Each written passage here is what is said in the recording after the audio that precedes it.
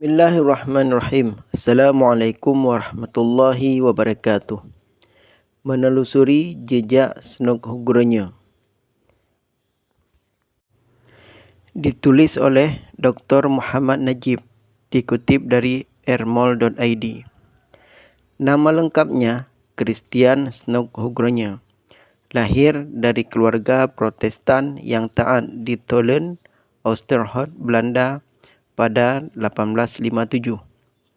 Ia kemudian kuliah di Universitas Leiden, mengambil jurusan teologi dan lulus pada 1874.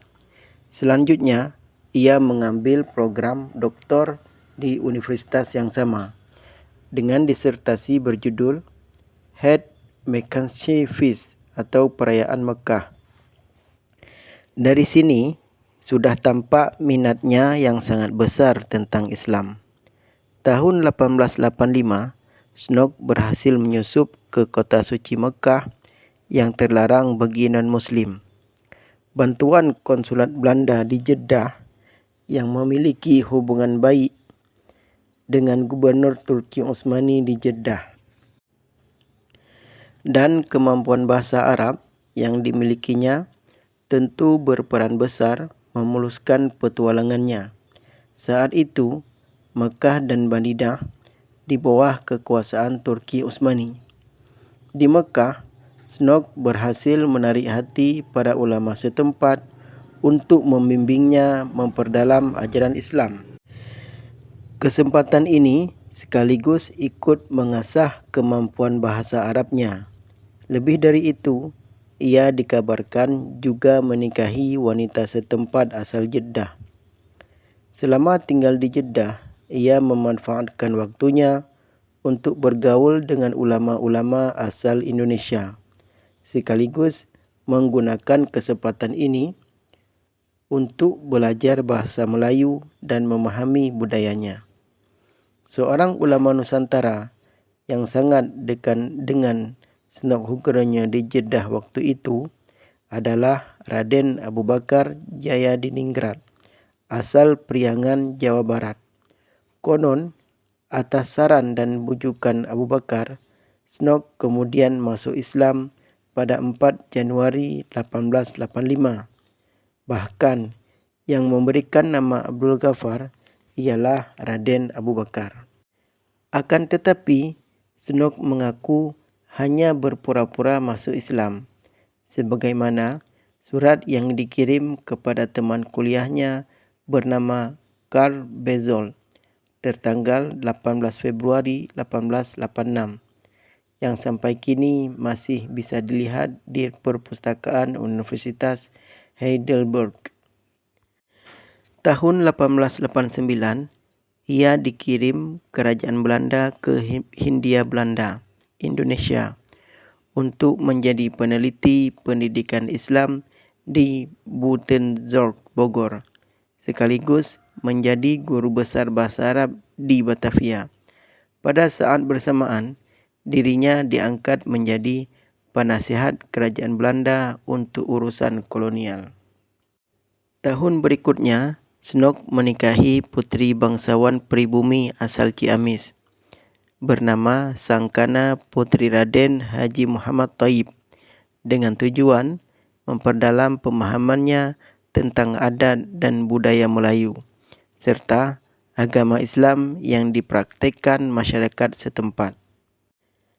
Dengan modal bahasa Melayu dan pemahaman yang sangat baik tentang Islam, Snog mengunjungi Aceh yang masih dilanda perang berkepanjangan tahun 1891. Pemerintah kolonial Belanda kewalahan menghadapi rakyat Aceh yang sangat gigih dan berani. Selama di Aceh, Snog menyamar sebagai Haji Abdul Ghaffar dan berhasil menjalin hubungan dengan tokoh-tokoh adat serta para ulamanya. Selama 7 bulan hidup di tengah-tengah warga setempat, Snog akhirnya mengerti mengapa Aceh sulit ditaklukkan selama ini. Tahun 1892, Snog menulis laporan kepada pemerintah kolonial di Batavia dengan judul Aceh First Leg yang isinya membeberkan cara menaklukkan bumi Serambi Mekah. Laporan ini kemudian dibukukan dengan judul The Acehers. Di tahun ini pula, Snok menikah untuk ketiga kalinya. Kali ini, ia menyunting Siti Sadiah, putri Raden Haji Muhammad So'ob, seorang pejabat urusan agama Islam di Bandung.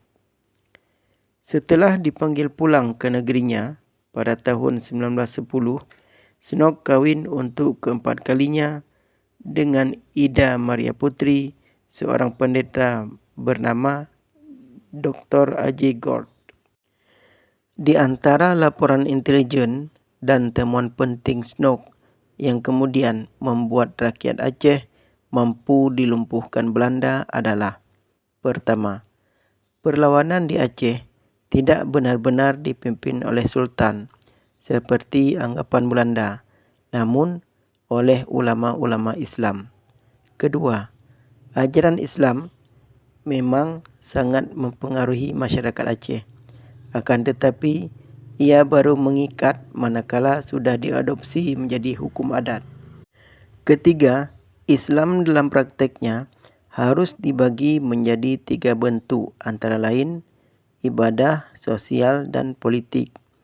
Dalam bentuk ritual, ibadah madhab, ibadah mahdah, dan aksi sosial kemanusiaan, Snok memberi nasihat agar pemerintah kolonial agar umat Islam diberi kebebasan.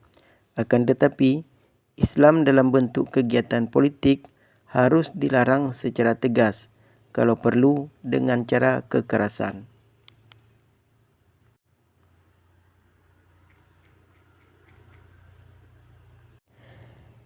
Sebagai intelijen sekaligus ilmuwan, prestasi Snok Huguranya luar biasa dan tidak kalah hebat dibanding Lawrence of Arabia. Bedanya, jika Snok hanya menjadi pahlawan bagi Belanda, sedangkan Lawrence di samping menjadi pahlawan bagi Inggris, juga pahlawan bagi negara-negara sekutu yang memenangkan Perang Dunia Pertama. Lebih dari itu, kemenangan sekutu dalam Perang Dunia Pertama berhasil mengubah peta dunia Islam sampai sekarang. Sementara kemenangan Belanda khususnya terhadap rakyat Aceh hanya bisa dinikmati sampai tahun 1945 saja.